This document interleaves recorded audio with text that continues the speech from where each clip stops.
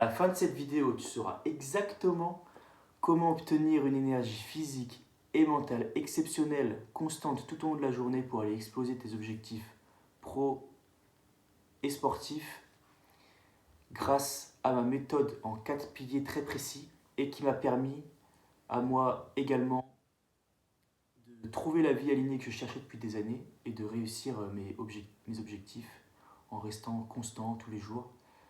Voilà, on est parti. Alors, déjà, je vais parler un petit peu de moi. J'ai un casque, c'est parce que le son de mon téléphone, il marche pas du tout. Du coup, je suis obligé de parler avec ça pour que vous ayez un son un peu décent. Voilà. J'espère que j'ai pas une tête de fou avec ça. Non, ça va, en vrai, ça passe. Tranquille. Alors, pour parler de moi un petit peu, euh, ça fait longtemps que je cherche en fait à obtenir la meilleure version de moi-même possible. Vraiment, j'ai des exigences hautes. J'ai envie voilà, d'être énergique tout au long de la journée, d'avoir vraiment une clarté mentale, une énergie physique exceptionnelle. J'avais envie depuis longtemps de pouvoir me lever à 6 heures du mat, commencer à faire ma méditation, mes exercices de respiration, mon sport, après aller taffer toute la journée à fond, revenir le soir, faire du sport, travailler sur mes projets. Et en fait, j'ai réussi, maintenant j'arrive à avoir cette vie-là, mais j'ai galéré. J'ai galéré à réussir à obtenir cette discipline-là, cette routine-là, en fait, de pouvoir agir tous les jours. Allez, on y va, on se lève, on se motive, etc. Et du coup, c'est ça que je voulais partager avec vous aujourd'hui. Ces 4 piliers. J'ai fait un, mais en fait, c'est 4. Je n'ai pas compté. Ces 4 piliers qui m'ont vraiment changé la vie, en fait. Qui ont vraiment fait que je transforme complètement ma vie. J'étais quelqu'un qui était fatigué, qui faisait beaucoup la fête et qui croyait en fait que j'étais destiné à être fatigué. Dans ma tête, j'avais cette croyance qui me... Ok, je suis toujours fatigué, en fait c'est moi, je suis comme ça. Mais non, ce n'est pas vrai. Tout le monde peut avoir une énergie de fou, une clarté mentale, une énergie physique de malade. Et je vais vous le partager aujourd'hui. Donc, on va commencer par le premier pilier. Restez bien jusqu'à la fin de la vidéo, parce que le quatrième, il n'y a pas beaucoup de personnes qui en parlent. Pourtant, c'est peut-être le plus important. Alors le premier pilier, c'est l'alimentation. L'alimentation, on n'y fait pas assez attention en vrai. On sous-estime l'importance cruciale que ça a dans notre vie. Vraiment, on le sous-estime de fou en fait. Parce que c'est ce qui nous donne l'énergie au quotidien. Notre digestion, elle prend 50% de notre énergie. Donc si tu manges des trucs qui vont te faire digérer toute la journée, forcément, tu vas avoir moins d'énergie et tu vas te sentir fatigué. Donc c'est vraiment important de trouver un mode d'alimentation qui te permette d'avoir une digestion facile, rapide et qui t'apporte énormément de micronutriments suffisamment pour avoir une super énergie tout au long de la journée en fait. Pour ça, il faut tester en fait, il n'y a pas d'autre choix, il faut tester parce que chaque personne est différente. Moi j'ai testé beaucoup de choses différentes. J'ai eu la chance d'avoir une maman qui m'a toujours bien nourri, donc avec beaucoup de fruits, beaucoup de légumes, surtout du cru.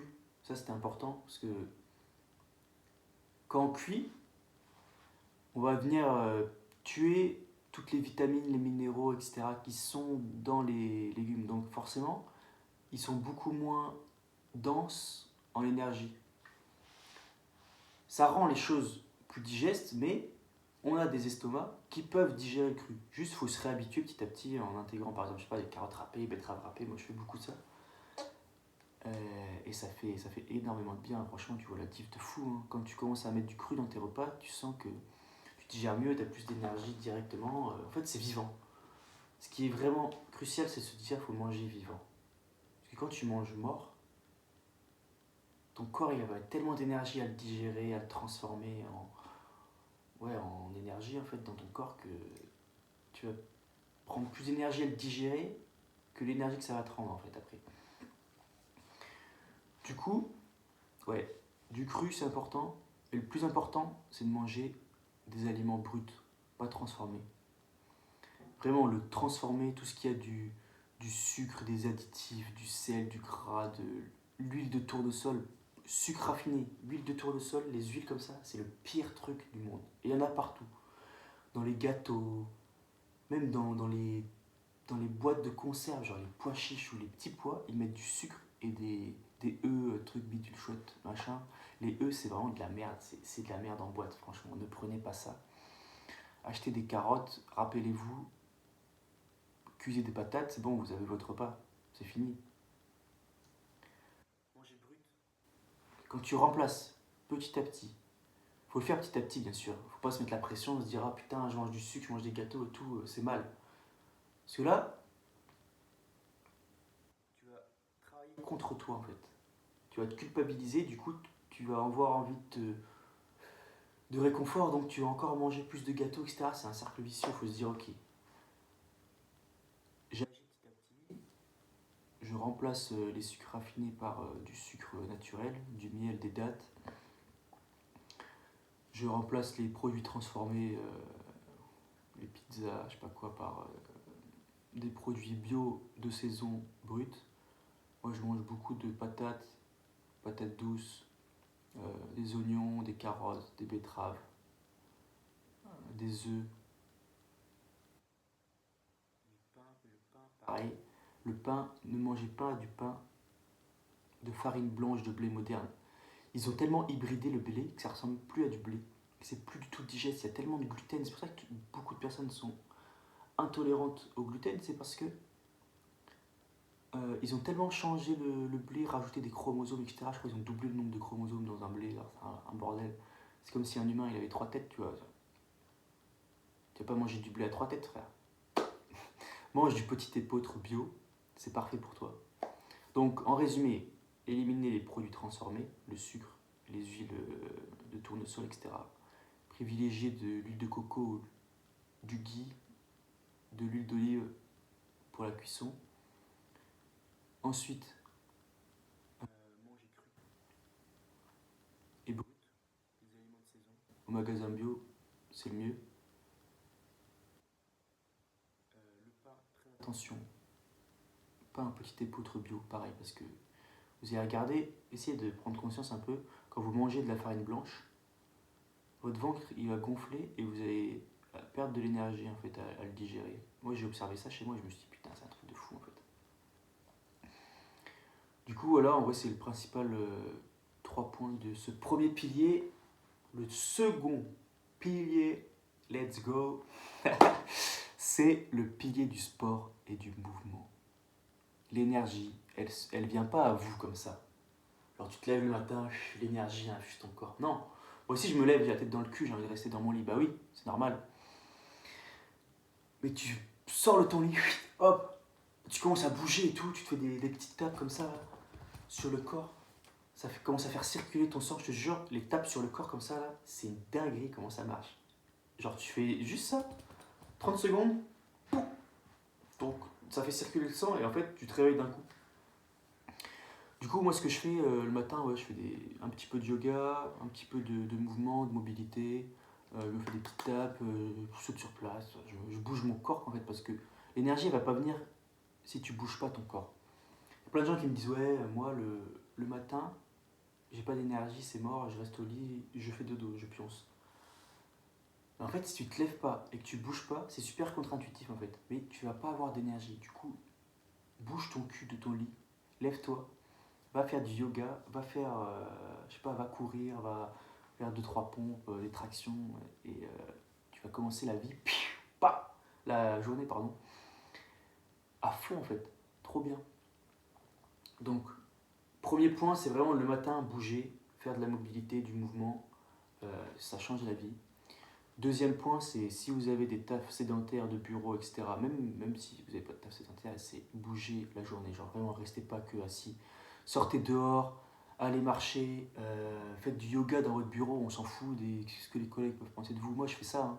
Je me lève, quand je vois que je suis en train de m'endormir, j'ai plus d'énergie, je me lève, je bouge partout, dans tous les sens, là. J'envoie J'envoie mes épaules, j'envoie mes pieds en l'air comme ça. Les gens ils passent dans le couloir, ils doivent se dire c'est qui ce fou là, il bouge partout dans son bureau comme ça. Je suis un lapin en cage, je te jure. Moi tu me mets une roue, je cours, hein. Je dis pareil, hein. Faut bouger les gars. Nous on est des. La plupart des gens c'est des lapins en cage mais amorphes.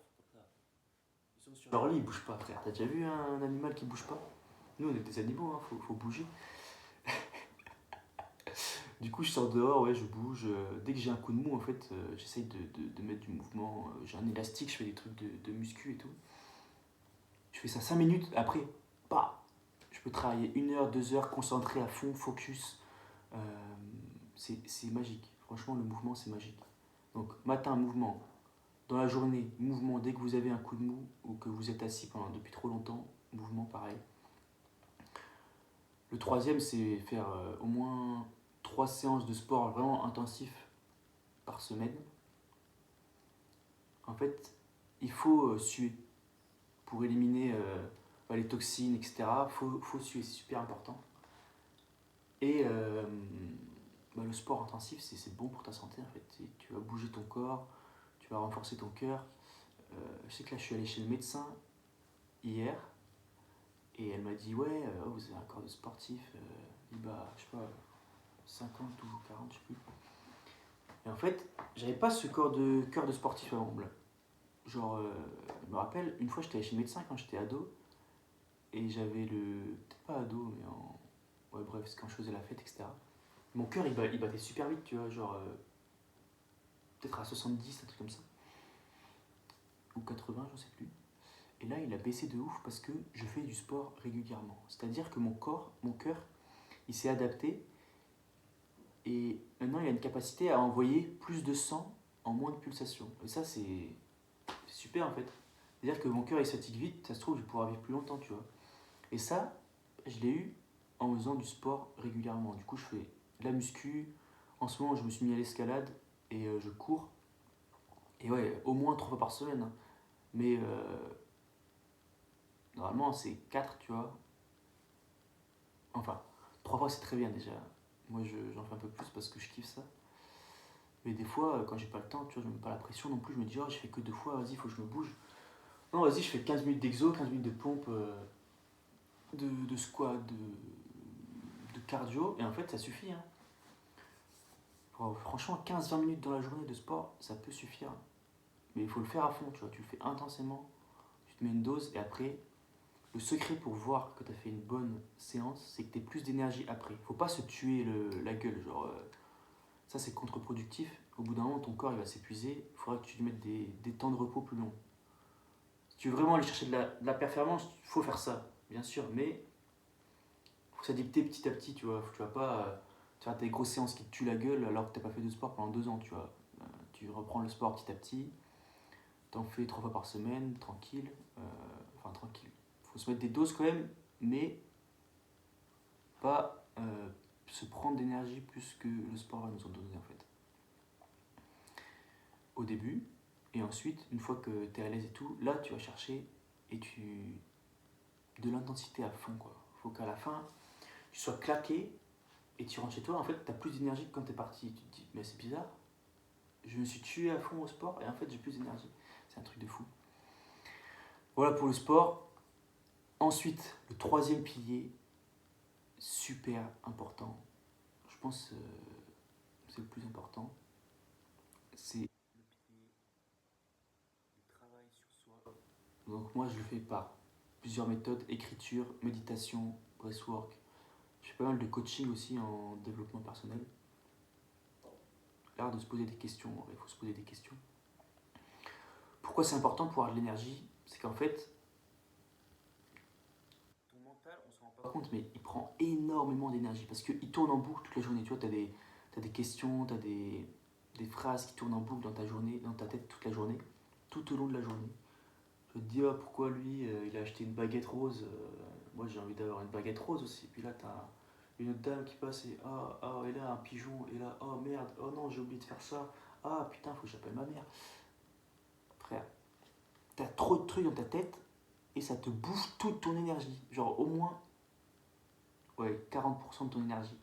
Tu as 50% dans la digestion, 40% dans la tête, Bon, peut-être 30 en vrai. 30 dans la tête, il te reste 20%, frère. Si t'es toute la journée comme ça assis, tu m'étonnes que t'aies pas d'énergie, frérot. Du coup, pour résoudre ça, écrire, moi ça m'a permis de vraiment de ranger ma tête en fait. J'avais des pensées dans tous les sens, je sais pas ce qui se passait, j'avais des émotions, je ressentais des trucs, je sais pas d'où ça venait. Écrire, ça m'a permis de ranger en fait, de classifier, de savoir comment mon mental fonctionnait. Une fois que j'ai compris comment ça fonctionnait à l'intérieur, à peu près, hein, tu sais jamais vraiment totalement, j'ai pu commencer à changer en fait la manière dont je voyais le monde, dont je réfléchissais. Donc ça passe par l'écriture en premier. Écrire ce que tu ressens, ce que tu penses, ce qui se passe dans ta tête. Ensuite, tu vas méditer. Parce que quand tu médites, t'es là avec toi-même et tu es un observateur de ce qui se passe dans ta tête et ce qui se passe autour du monde. Tu vois. Et au début, quand tu médites, c'est super inconfortable parce que tu vas voir que tu penses à n'importe quoi. Dès qu'il y a une pensée, tu pars, hop, t'es plus dans ta méditation, tu commences à réfléchir, etc. Et à force de le faire tous les jours, tu vas comprendre comment ton cerveau il fonctionne en fait. Et ça, c'est là que ça vient en renforcement avec l'écriture. Méditation, écriture, c'est le combo le plus puissant que tu peux faire si tu veux changer vraiment ta vie sur le plan émotionnel et mental. C'est pas que du mental parce que une fois que tu as réussi à ranger un peu tes cases, tu peux commencer à ajouter d'autres choses en fait. Une fois que tu as fait le ménage, tu te dis ah non ça j'aime pas, je l'enlève, ça c'est de la merde, pourquoi je réfléchis comme ça, hop c'est bon j'enlève tout. Tu as fait le ménage en toi, là tu peux commencer à aller rajouter des choses qui te font du bien. Et moi ce que j'ai rajouté c'est la gratitude. J'écris des phrases de gratitude tous les soirs avant de me coucher. Pourquoi j'ai de la gratitude? Et à force de le faire, partout dans ta vie, tu vas te lever le matin, tu vois, et tu vas réfléchir en mode pourquoi j'ai de la gratitude, tu vois. Donc, mon cerveau il s'est recalibré en mode comme ça et du coup mes journées elles sont incroyables. Je vois des trucs de fou partout, même si je suis fatigué, même si je galère, j'essaye de le faire. C'est dur, hein, c'est super dur. Mais toutes mes journées, elles sont belles. Toutes mes journées, j'ai des trucs beaux dans ma journée. Donc, faites ça. Écrivez, faites de la méditation, faites le ménage dans votre tête. Je dis pas que c'est facile, hein, c'est super dur. C'est une épreuve d'une vie, hein, ça prend toute une vie à faire ça, mais il faut commencer maintenant. Écriture, méditation, se poser des questions. Qu'est-ce que je veux, qu'est-ce que j'ai envie de faire, qu'est-ce qui est important pour moi, euh, pourquoi je fais ça. Aller chercher en vrai à la racine, vraiment, sous toutes les couches que vous avez mis au fur et à mesure, qu'est-ce que vous voulez vraiment. Parce que une fois que vous savez ce que vous voulez vraiment, l'énergie, elle bombarde. Ok, le dernier pilier, c'est souvent oublié, souvent négligé, mais c'est trop important. C'est la nature. La nature, oui, la nature. On a oublié qu'on n'était pas des animaux qui vivaient dans des petits cubes en béton toute l'année. On est des animaux qui vivons dans la forêt. Waouh! On est des singes, les gars. On est des singes. En vrai, la nature, c'est vraiment super important. Je m'en suis rendu compte quand je suis parti en Amérique latine pendant 6 mois. J'ai passé 2 mois dans la jungle, sans téléphone, sans réseau, pieds nus, sans temps, sans stress. Parce que dans la jungle, en fait, t'as pas de... Ouais, faut que j'aille au taf, faut que mon patron il soit content de moi, faut que lui il me voit comme ça. Tu t'en fous, en fait. De toi-même, parce que ton problème, c'est que tu te fais défoncer par les moustiques, il fait chaud, il fait humide, tout veut te bouffer, même les fourmis, elles veulent te bouffer, tu travailles dehors avec la machette. T'as pas de... Ouais, t'es face à toi-même, t'as pas d'échappatoire dans la bouffe, dans le sucre, dans ton téléphone, dans les autres. T'es tout seul, t'es là tout seul avec toi-même. Et ça m'a aidé aussi sur le pilier écriture, méditation, etc., prendre conscience de moi. Mais bref, on était sur la nature. Notre corps, dedans, il y a des électrons positifs, négatifs. On est des piles. Il y a des courants électriques qui passent à l'intérieur de nous. Et je vous rappelle comment fonctionne une prise. Il y a un courant électrique et il y a une prise terre.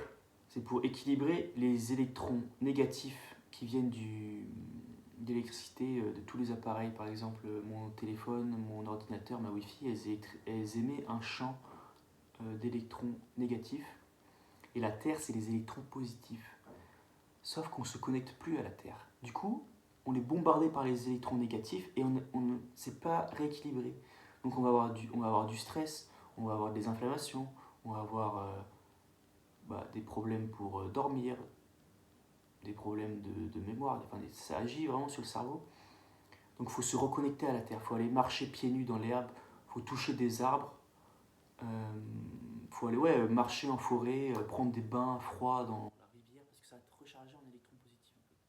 Moi j'ai pris conscience de ça et maintenant, au taf par exemple, je sors, je vais toucher des arbres ou je vais marcher pieds nus dans l'herbe et putain, je me sens mieux direct, ça me détend. C'est un truc de fou, donc allez tester ça. Ce qui est super important aussi, c'est le soleil. Et exposez-vous au soleil au moins 20 minutes tous les matins, ça régule votre rythme circadien. La lumière bleue des écrans, elle bousille nos récepteurs et notre cerveau, il sait plus quelle heure il est en fait. Genre, notre téléphone, il envoie l'information comme quoi il est midi. Mais non, il n'est pas midi. Sors dehors, prends le soleil, régule ton rythme circadien, je te jure que tu auras beaucoup plus d'énergie. Donc, résumé, exposition à la nature, donc connexion à la nature, vraiment marcher dehors ou toucher un arbre, je sais pas, faire un truc, prendre des électrons positifs, mon pote. Et c'est quoi l'autre? J'ai oublié. Le soleil. Le soleil, ouais. Expose-toi au soleil, c'est trop important. Franchement, le soleil, c'est ton ami. Bisous les amis. Abonnez-vous si vous voulez plus de vidéos comme ça. Ça arrive bientôt.